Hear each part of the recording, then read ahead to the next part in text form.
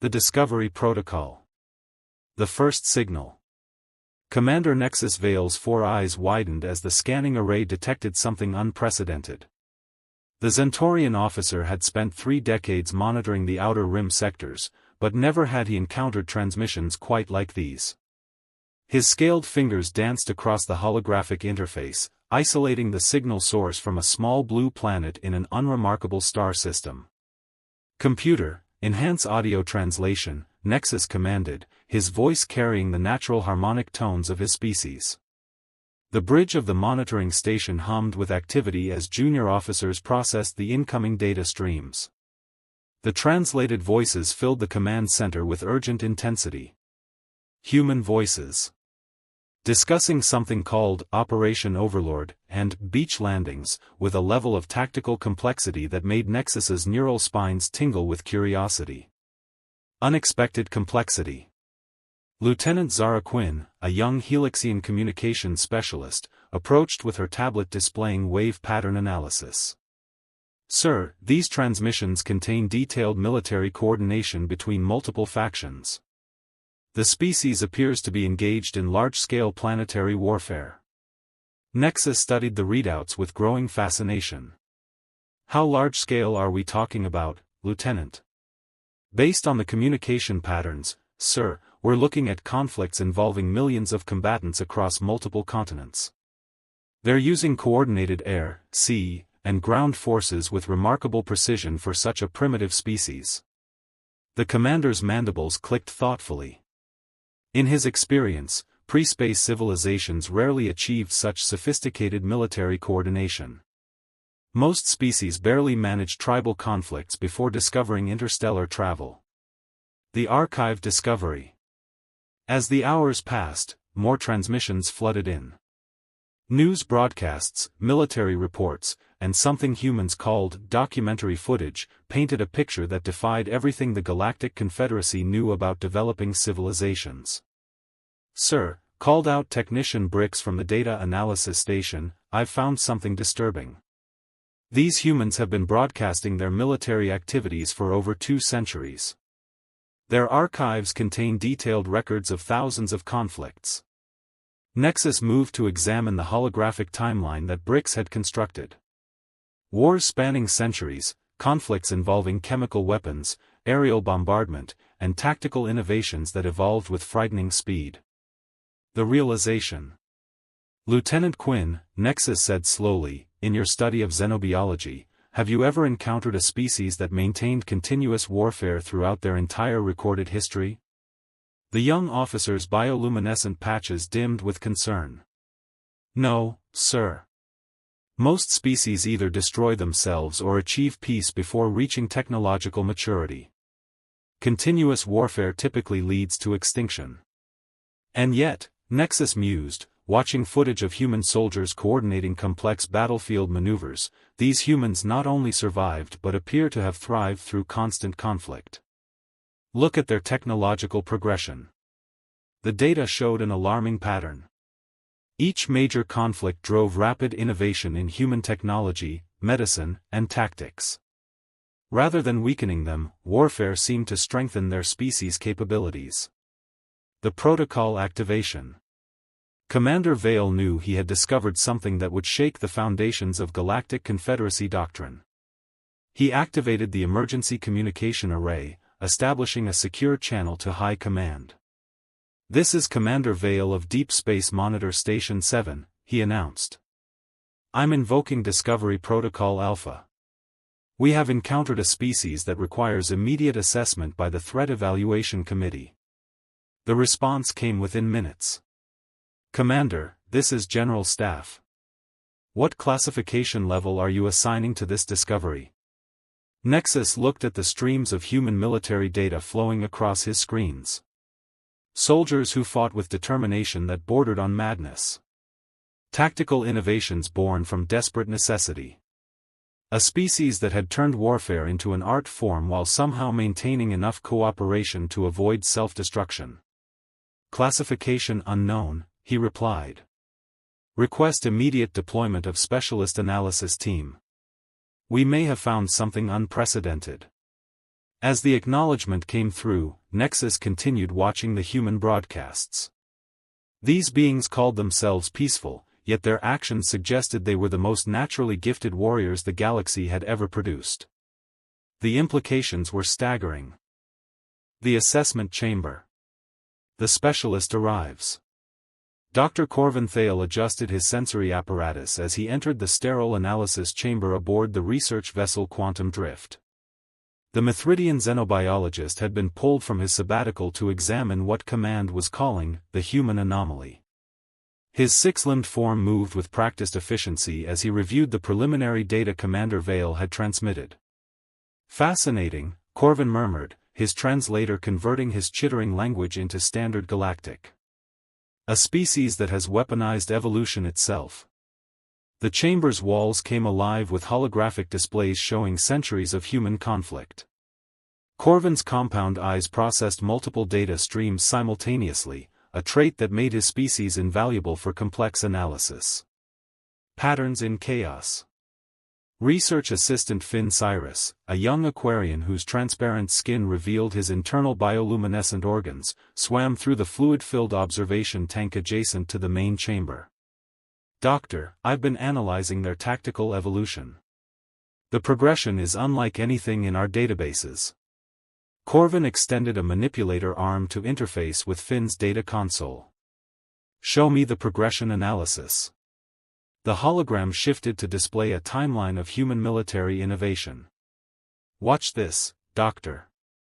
In what they call their World War I, they began with cavalry charges and single-shot rifles. Within 4 years, they had developed chemical weapons, aerial combat, and mechanized warfare. 4 years? Corvin's antennae twitched with disbelief. Most species take centuries to achieve such technological leaps. It gets worse, sir. Their Second World War shows even more rapid adaptation. They went from basic aircraft to jet fighters, from simple explosives to atomic weapons, all within 6 years of conflict. The survival paradox. Corvin studied footage of human soldiers in various conflicts. Their behavior defied logical military doctrine.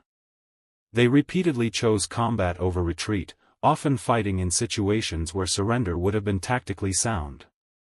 Finn, analyze their casualty tolerance rates, he commanded. The Aquarian's organs pulsed with concern as he processed the data. Doctor, their willingness to accept losses is beyond anything we've recorded. In some battles, they continued fighting despite casualty rates that would cause immediate surrender in any Confederacy species. Yet they maintain unit cohesion, Corvin observed, watching footage of human soldiers carrying wounded comrades under fire. Look at this behavior pattern. They prioritize group survival over individual safety, but not in the typical hive mind fashion. Each individual chooses this behavior independently. The innovation engine. The most disturbing revelation came when Corvin examined human technological development during peacetime versus wartime. The data showed a clear pattern: human innovation accelerated dramatically during periods of conflict. Their medical advances during warfare are particularly noteworthy, Corvin noted, highlighting surgical techniques developed in battlefield hospitals. They turn the horror of combat into opportunities for advancement. Finn's chromatophores shifted to deep purple, indicating extreme unease. Doctor, I've found something else. Their entertainment media. Entertainment? They create fictional scenarios of warfare for recreation. Movies, books, games, all depicting military conflict in glorified terms. They study war even when not at war. The assessment report. After 7 days of analysis, Corvin prepared his report for the Galactic Council. His findings would reshape everything the Confederacy understood about military evolution. The human species presents a unique paradox, he dictated to his recording device. They have achieved something previously thought impossible: they have successfully weaponized their own evolutionary pressure.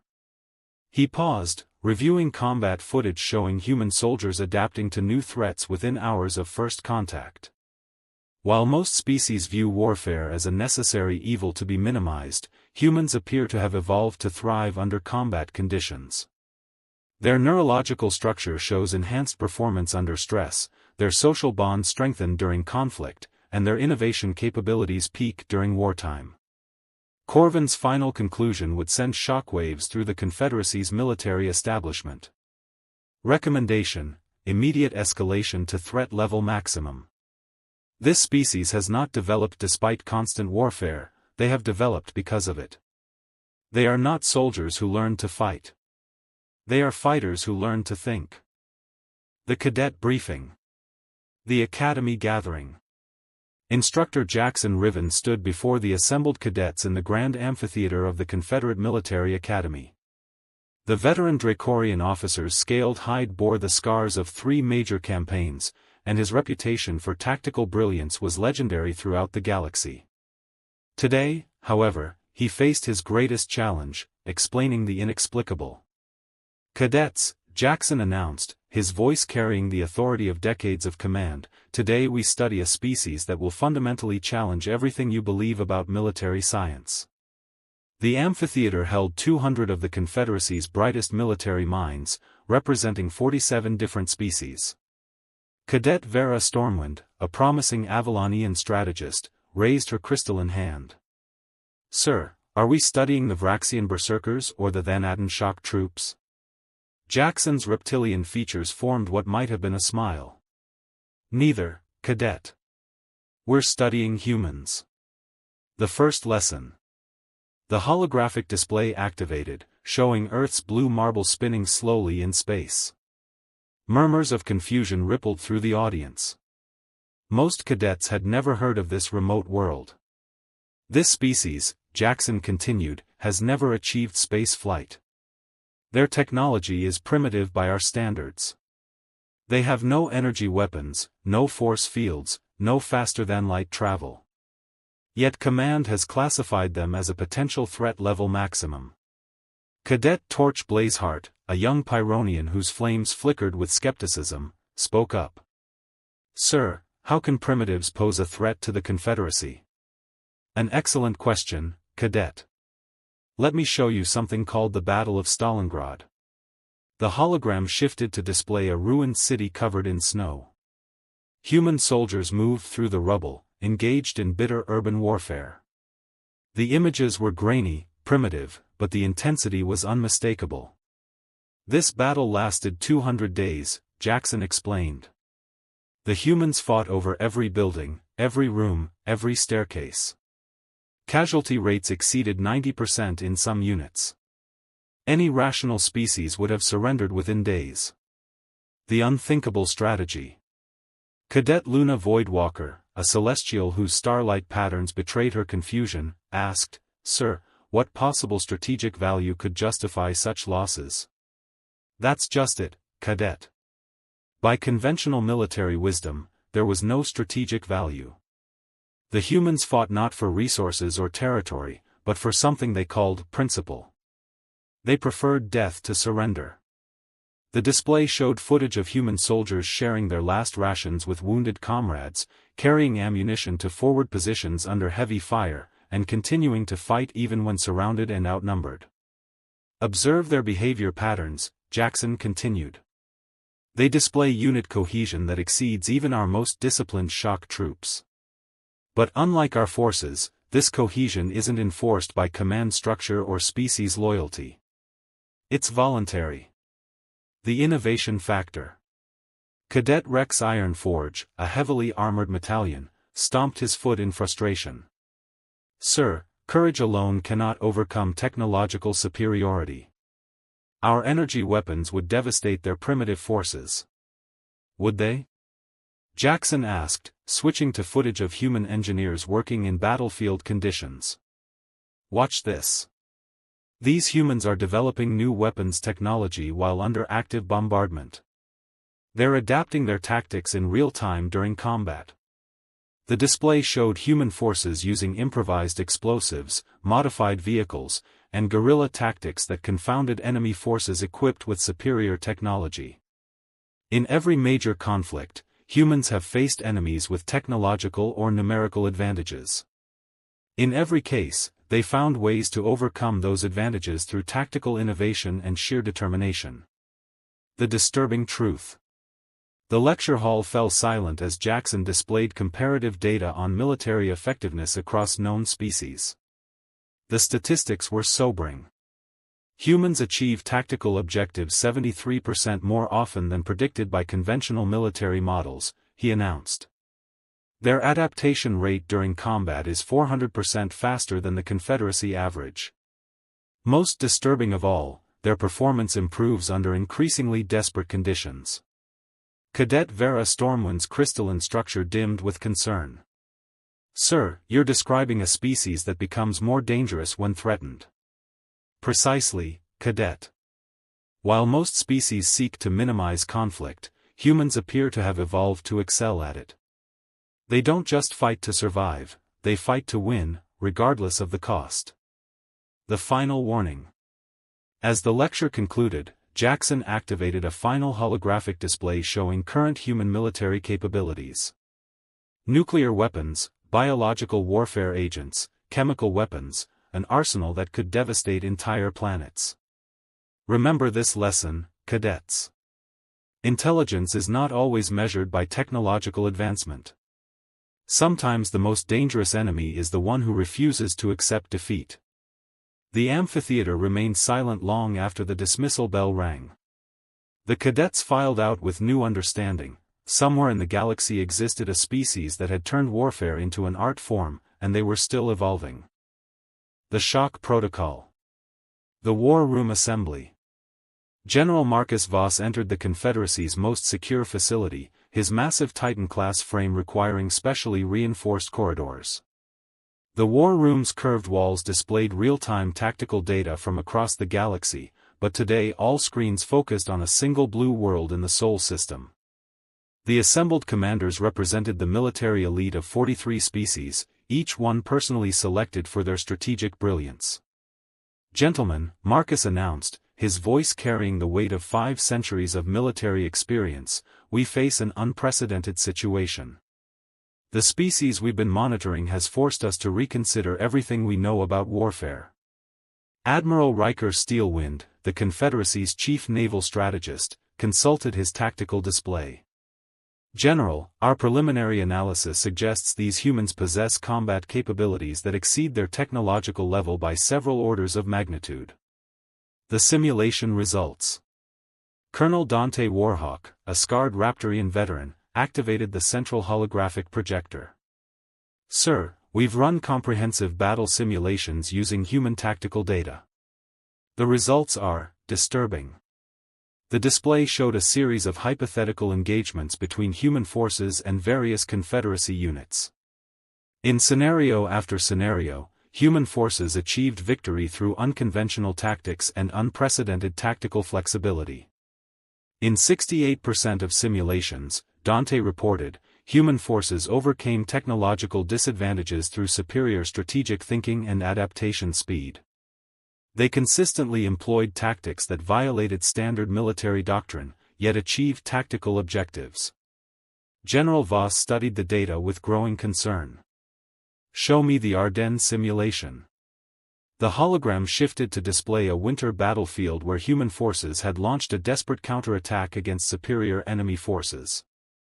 The tactical breakdown showed impossible odds overcome through coordinated multi-unit operations conducted without advanced communication systems. The Berserker analysis. Dr. Magnus Bloodstone, the Confederacy's premier military psychologist, stepped forward with his species' characteristic controlled aggression. "General, I've analyzed thousands of hours of human combat footage. Their psychological profile is unlike anything in our databases." "Explain, Doctor." "They demonstrate what I can only describe as controlled berserker syndrome. They maintain tactical awareness while displaying combat ferocity that exceeds even the legendary Vraxian berserkers. But unlike berserkers, they retain strategic thinking capability during peak combat stress." The display showed human soldiers making complex tactical decisions while under intense fire, coordinating with units across vast distances, and adapting to changing battlefield conditions with remarkable speed. The technology gap. General Voss called up comparative technology assessments. Marcus, what's our current technological advantage over these humans? Chief Engineer Brutus Forgeclaw, whose cybernetic implants interfaced directly with the facility's computer systems, responded immediately. Sir, we maintain approximately 1,000-year technological superiority in energy weapons, 800 years in defensive systems, and 500 years in communication technology. And yet, Marcus noted grimly, our simulations show they would inflict significant casualties on our forces in any direct confrontation. Correct, sir. Their tactical unpredictability and adaptation rate compensate for technological disadvantages. They consistently employ strategies that our AI systems classify as tactically impossible, yet prove effective in practice. The strategic dilemma. The assembled commanders wrestled with an unprecedented challenge. For the first time in Confederacy history, they faced a species that posed a military threat despite massive technological disadvantages. The question, General Voss announced, is whether we classify humans as a potential ally or potential threat. Admiral Steelwind activated his own tactical display. Sir, analysis of their historical pattern suggests they're naturally inclined toward alliance formations. However, they've also demonstrated willingness to fight multiple enemies simultaneously when threatened. Their World War II scenario, added Colonel Warhawk, shows them successfully conducting multi-theater operations against technologically comparable enemies. They coordinated global logistics, maintained multiple front lines, and achieved victory through strategic patience and tactical aggression. The unanimous decision. After 6 hours of analysis, the military leadership reached a consensus that would reshape Confederacy policy. General Voss stood to address the assembly. Gentlemen, we have two options: attempt to recruit these humans as allies before they achieve space flight, or prepare for the possibility that they may eventually pose an existential threat to galactic stability. The vote was unanimous. The Confederacy would initiate contact protocols with humanity, but would also begin preparations for potential future conflict. Remember, General Voss concluded, we're not just dealing with another species. We're dealing with the galaxy's most naturally gifted warriors. They've turned warfare into an evolutionary advantage. Whether they become our greatest allies or our greatest threat depends on the choices we make in the coming cycles. The war room fell silent as the implications sank in. Somewhere in the galaxy, a species of natural-born warriors was preparing to leave their home world and enter the galactic community. The Confederacy would never be the same.